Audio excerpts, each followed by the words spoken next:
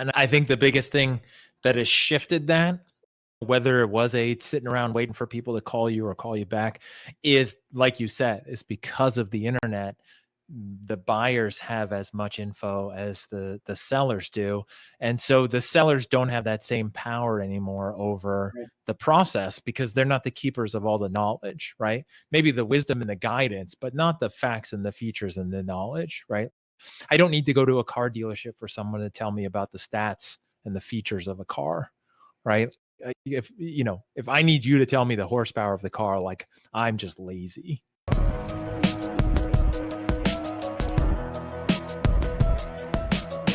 Hey everybody, Jason Cutter here. Welcome to part 3, my conversation with Professor Brian Collins from Virginia Tech's Pamplin School of Business.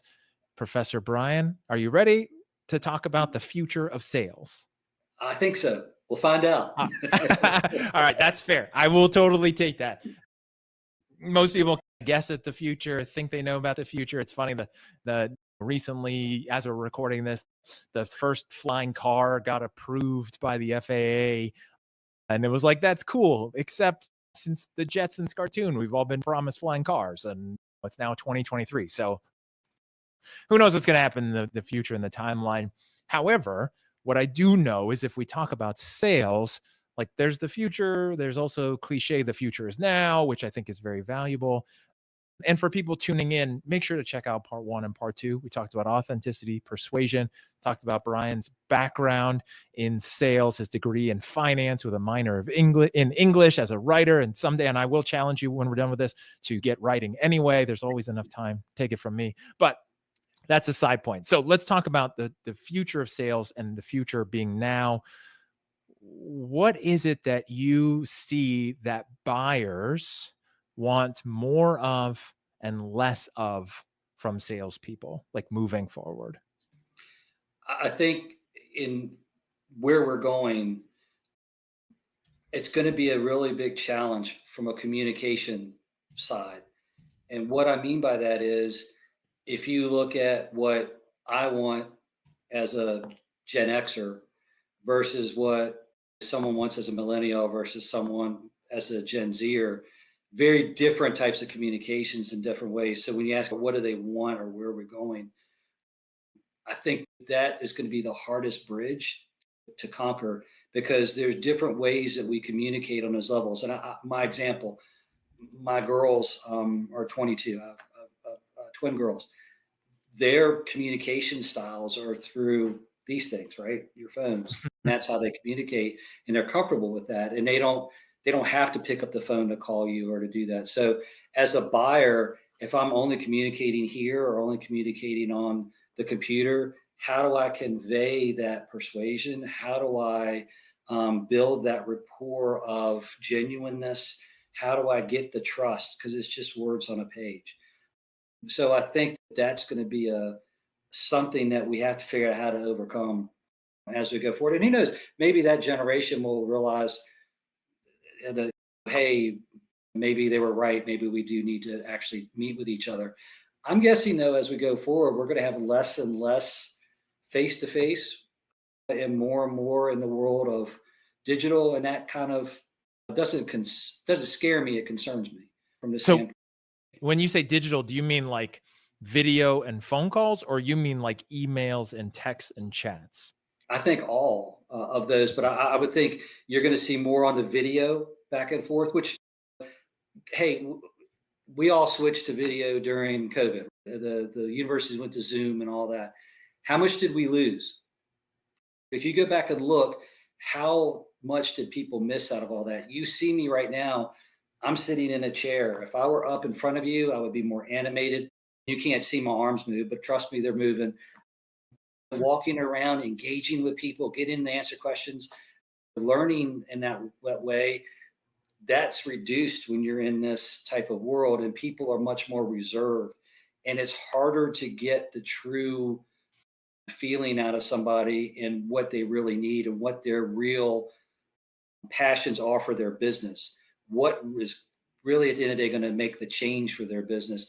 How do we get to that point? If I'm having a conversation with you, I can pull that out of you. It's harder through email, much harder. It's even harder through Zoom, even though we're live and in person.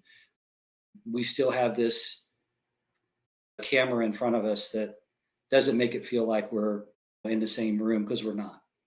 Yeah, and I just wonder, just on my own side, just thinking like the future of sales, future generations, especially comfort level with technology, not just relying on it, but just born with it versus you and I, where that wasn't a thing and it's something you've had to learn, is where that pendulum might swing, where they're like, we could do everything digital, but then everyone just misses the in person. What happened with COVID, where everyone was locked down and then everyone realized how much they liked being around people. Yes, you could be efficient, you could do things, but it's like then so many people are going crazy because they just missed in person stuff. And then that just Right. like had this huge surge and people traveling and doing all that kind of stuff versus where that is scalable, right? Instead of a B2B salesperson getting on a plane to fly, like you said, going to Minneapolis to go talk to that potential client and spend time with that CEO, where both their benefit and yours, just hopping on a video call or a phone call and just getting it done enough. I just wonder where that balance is. What do you think?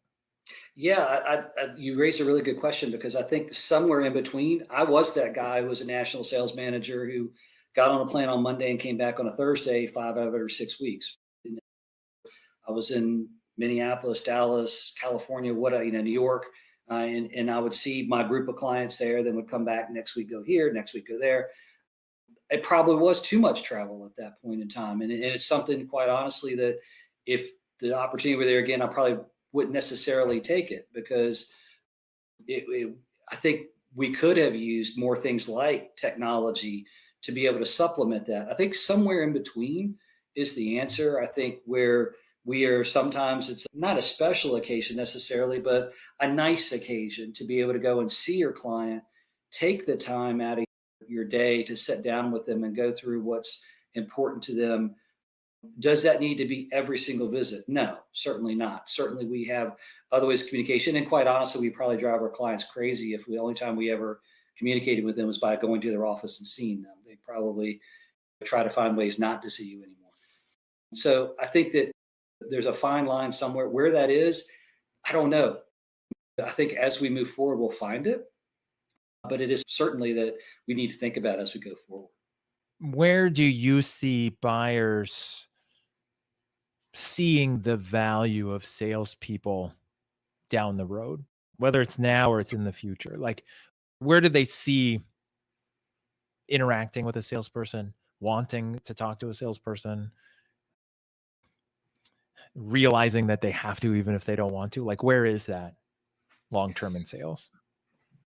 I think it's going to be, you know, some of the things that we've already talked about. I think it's really going to be that trust of helping me as a buyer make the case to the other buyers that are in my own organization, because we're just seeing, at least I'm seeing in talking to our sponsors, our clients, things like that, of the team decisions now versus the individual decisions, especially on large buys.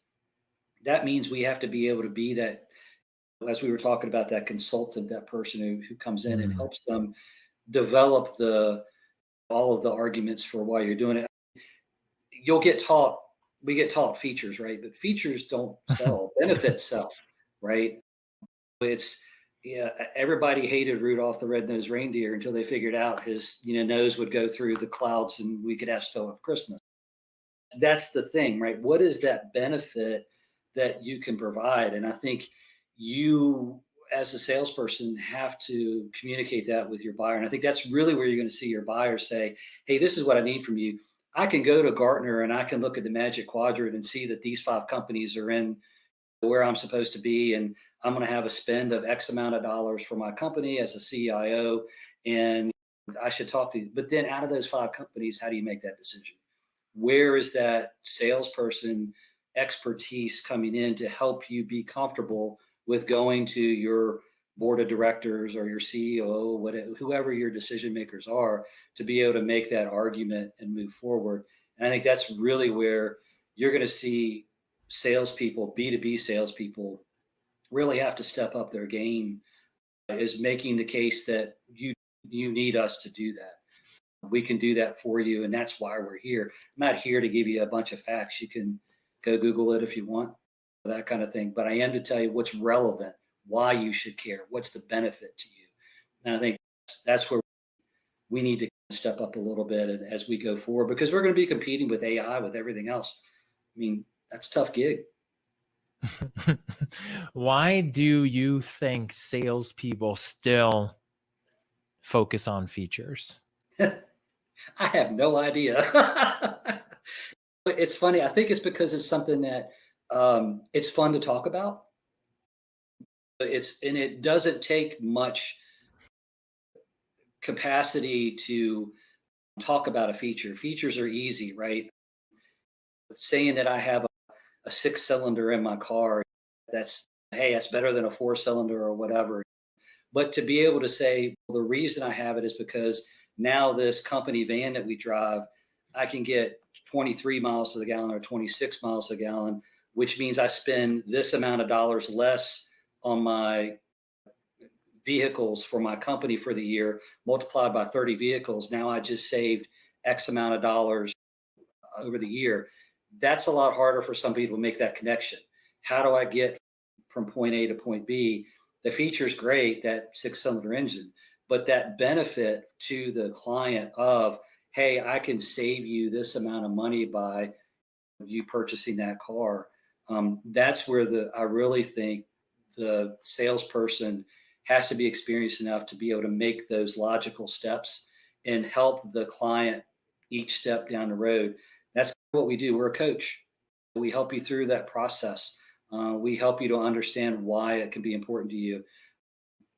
It's not, if it were just about me showing up and giving you the stuff and then going back to my office and wait for you to call, hey, that would be great. But it's not how life works anymore. Maybe that was when I was growing up and as a little kid in the 80s, maybe that was how other people did it. But when I started and going into sales, it started to change, and it certainly has now.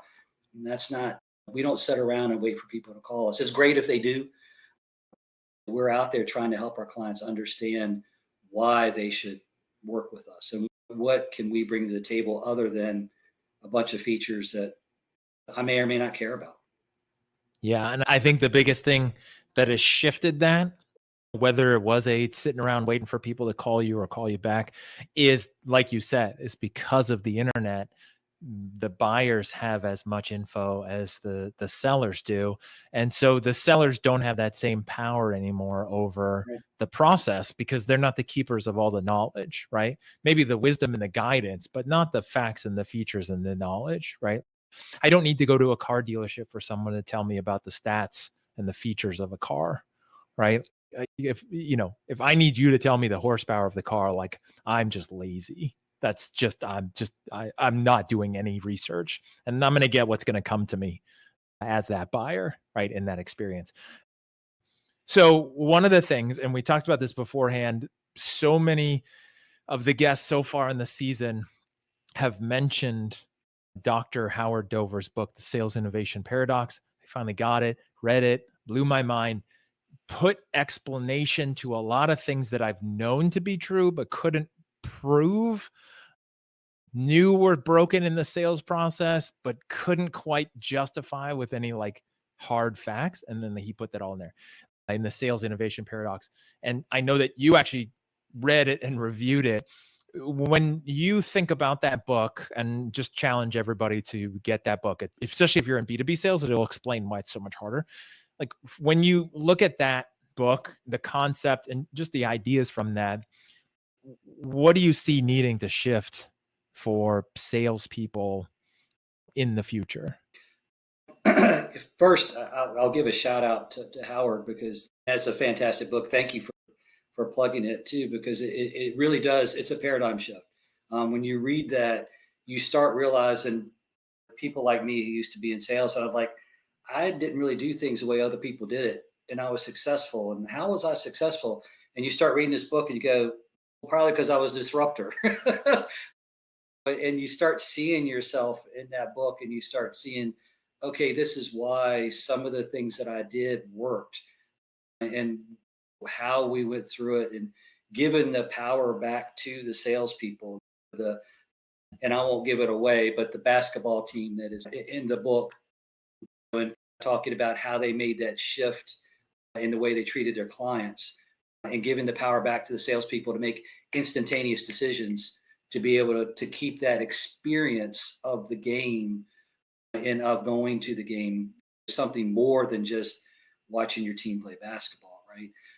And that the information that Howard does and he gives in that, he really speaks to how and why we should make some changes and why we don't. Like, we're comfortable. We do what we like. Mm. We don't want to change. Change takes time, takes effort. We've always done it this way and it's always worked. So why don't we do it 500 more times this way? If one email is going to get me a half a job, then if I send out 10 million emails, I'm going to get whatever that comes out, 5 million jobs, right? That's not the way it works. We're inundating our clients with so much information and so many touches that we just become a sea of gray. We don't make any difference in ourselves. We don't add value. And I would argue that if you're not adding value, one, shame on you, but two, your client's not going to care. They're going to just become disaffected and leave. So what the future of sales now is just has to include is AI, technology, anything in that bucket. It used to be just technology and tools, but now it's AI. Where do you see that playing a part in sales as a valuable tool?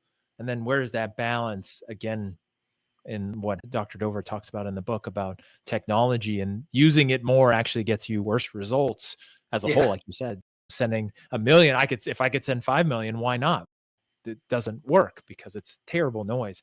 But where is that balance, right? And where do you see AI being useful and the role of salespeople still needing to be? I think for me, I hope this is the future. I don't know that it will be, but I hope partnering with AI can help us do some of the things that as salespeople take our time away from us that we don't necessarily like doing. And what I mean by that is if it can monitor our emails or monitor our conversations and maybe take some of those details, put them into a CRM system or whatever that's going to look like in the future, that database, so that when you call and you say, hey, this is John Smith from XYZ company, immediately I have all the last conversations come up. I know what potentially we've talked about before. We have that in our systems now, but AI is going to be exponentially faster to be able to do that and to bring it in. And so the time frame that it takes for me to hopefully help you is quicker. It could even be used, I could see it being used as the front end, potentially being maybe some of the initial conversations with clients, getting them interested. But at some point very early on, I think that has to adjust to a Jason or a Brian to be able to have a human interaction to go through. There are always going to be people who don't want to talk to anybody and just want to hit a button and buy something. That world, maybe AI works for them too. We have that world now. It's just on the internet. I go to Amazon and I'm not talking to anybody. I'm typing in that I want a new monitor for my computer. I'm not, interacting with it, and the computer takes care of it. But there are other people though that need help on that. So how do we do that? How do we get them in? I'm hoping that AI is used in conjunction instead of, and because I don't think that it will be, I don't think the buyers will like it if it's only a machine that they're talking to. That genuineness, that authenticity, the persuasion, things that we've been talking about doesn't happen in a computer environment. Believe me, I've heard these machines and we study them. I've heard these ones that make the initial calls and you think you're talking to a person and you're not. And then they say, oh, Brian, sounds like you may have a need with so-and-so. Let me switch you over to one of my other client service managers who can help you with that. And the whole time you've been talking to a computer. I think that works maybe in a B2C environment. In a B2B, I think that's going to be rejected. Yeah. And does it really work in a B2C at scale, and for how long And Right. will people tolerate it? Do they like that? Especially once they figure it out, or is it valuable, right? Would you rather, like, the situations, not just the people, but the situations where I'm happy to go onto a company's website and chat with the AI chatbot because I don't want to deal with a person, and I would rather have the robot give me the answers I need, that I don't have to deal with a person in that moment. Like, maybe if it's something simple, transactional, I need an account number, I need this, let's just get it done easy. I don't want to deal with somebody. And again, this goes back to the time thing and time wasting. So you're a little bit biased in the students that you're interacting with because, like you said, you're in the advanced track of the students who have self-selected and they're going for the minor. And so, they're a little more invested in going into sales. So it might be a little biased, but where are you seeing the future of sales people coming through your program, embracing technology and still understanding the human aspect, or trying to overemphasize or lean on technology, whether it's AI or it's chat or SMS, and not? Maybe you don't see that much with that, but like, where do you see that balance, that intersection with the future? Yeah, we actually have just created a brand new technology sales class to go into our minor because we want to make sure that they're understanding the things that they're going to potentially touch or see out there and how that's going to interact with their sales process. Again, I think if you can use technology as a great tool to help you save time, energy, get through to things, I don't have any problem with that at all. I think it's fantastic to be able to do it. Where I caution my students and where we talk about it is don't just use that as a facade to avoid your client because you don't want to have a tough conversation or because you don't want to have to spend 15 minutes on the phone. Don't set and send them an email that they've got to read through that's this long. Pick up the phone, give them a call, that kind of thing. I don't think we talk a lot about a lot of our students will go into tech sales, so they're selling cybersecurity or things like that. So they're already in that world. You have to use the tools that are there, and you have to sell the way that some of the companies are looking at. But it's been very interesting.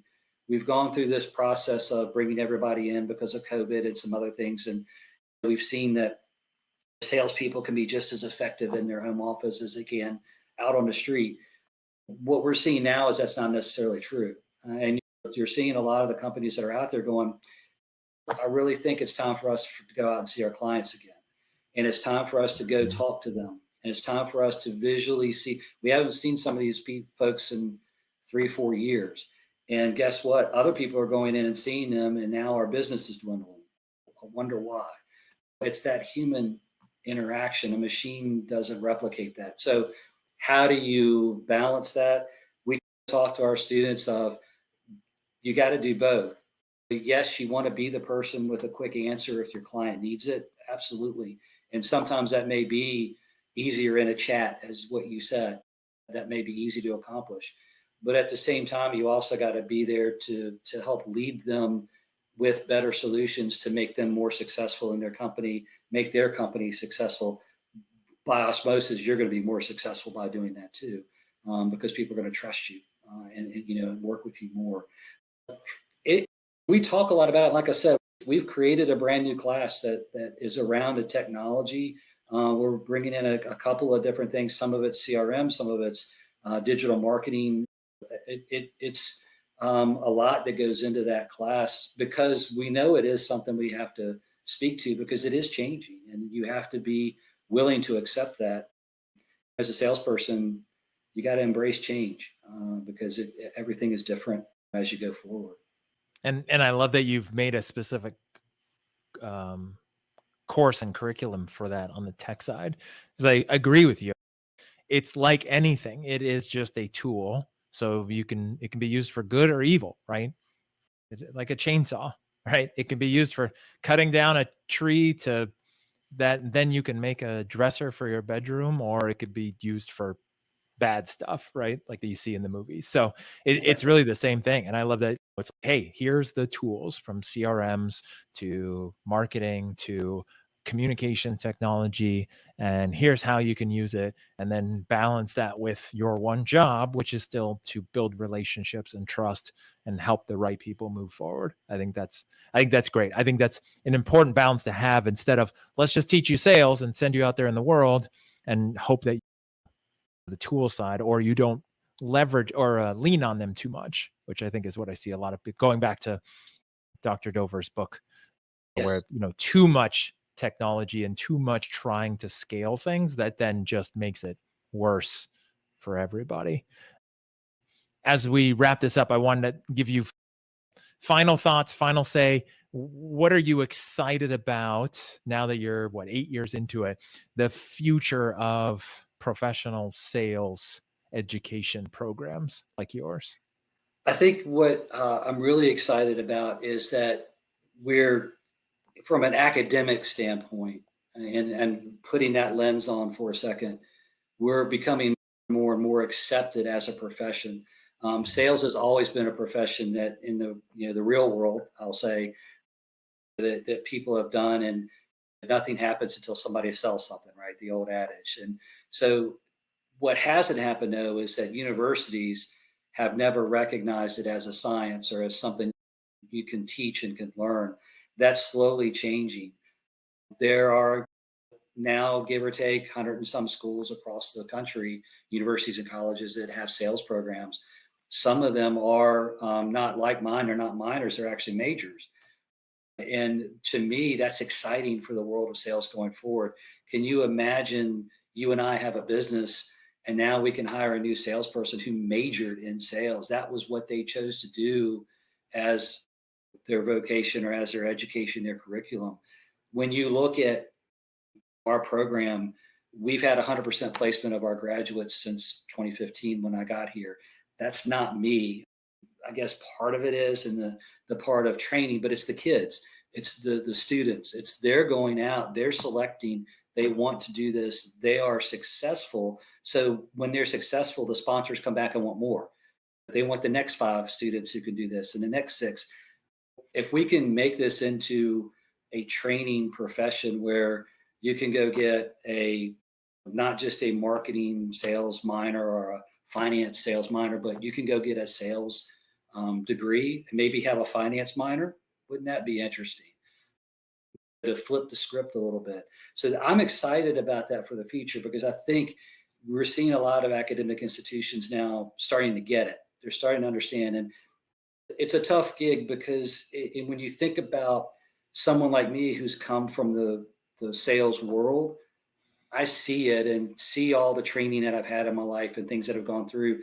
And it is a profession that is the same to me as an accounting profession. It's something you have to learn, you have to get good at, and so forth. So to now see academics who have never thought of it that way going, maybe they're right. Maybe that is something. And oh, by the way, if we put this in and we get students in it, they all get jobs, and they can pay back their student loans, and they can have lives and buy houses and help their families and whatever their goals are in life. Ultimately, too, I'd love to have alumni give back to the school. So it's a self-fulfilling prophecy on that side. If I have successful graduates, they're more likely to write a check later on in their career. So I see that as a really exciting thing for me. And maybe that's a little self-interest, but I really do think that I'm looking forward to that change. I think it's a great self-interest, just like in sales, right? Like, you want to succeed in sales, as long as you're doing it by helping other people get to a better place, then it's a team event. And I think that's so true. I've seen this enough times and talked to enough people in positions like yours, where it's, yeah, sales is, and I think it's just true in the world in general. Sales is just that outside thing that's done by people who do whatever they want. And it's not science, it's art or manipulation. That's just the general feeling. And it's like, you can't teach that here. And I don't have any data on it, but just thinking about any other discipline that wasn't in a college, let's say chemistry at some point or whatever. And then everyone's like, no, you can't teach that. That's not a real science or not a real thing. And then now it's just the accepted standard.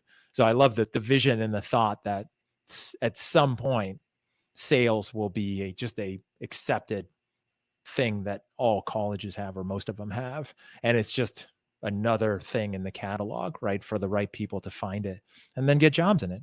As a guy with a marine biology degree, I couldn't get an $8 an hour job scrubbing boats with fish and game because they give it to somebody who was in a master's program. Come on, that's terrible. And so to be in something where it's 100% job placement potential, like that would have been great.